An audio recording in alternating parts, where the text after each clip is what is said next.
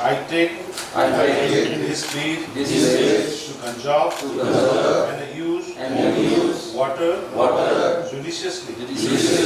I also take this place to use water of water and will abstain my wholehearted cooperation towards taking the Secretariat mission forward. I will consider water a priceless resource and bearing this in mind will. Okay. Mayam the Honorable Minister Singh, Adega Mamada in hygienic. I in a private department Singh, Aduga Chief Secretary, yes, and every department Singh the Yaragadi Kuigi water harvesting. Mahagi office member office ki inside the campus.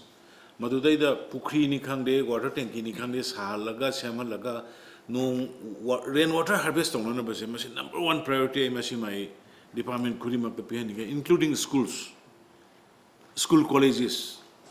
School colleges is the Tankium Savakashunate, Education Minister Shiobire. Madudai the Sumaina, Jingaki, Yana, Badu Sumaina, Nalama Shemba, Pukashunate. Maduto Virga Tanki Tambirakan of Fazina Madida Ishim do preserve the Virakana. Even Tapamagadra was Sadra Singh, Koham, Bokedo, with the Kali Machine of Port Latin, Hajariba. Members, Makoi in Propton, we are Matokai, Sing the soup. ADC members in Kari Mayamsi in Propto Honji, Aduga High River, water conservation, Masiki Posiga Honji, Green Manipur, say, water conservation, learn a green Manipur, plant tree, Sigi Port Anisa simultaneously, Sanchi, Aduga Kendra Bidalo in Abadoya, Sangadan, a clever model assistant school, Nachingada, sanitation to Witabas, Ahana, Kuni, and the packet can. Sigi High River, Sigi, Taugudo Bataka, November. Haba was a Takatopsiki do and don'ts. Amadi officially Mayam single Loinelani. Madugi Mathata, I know my request of the Godoshi.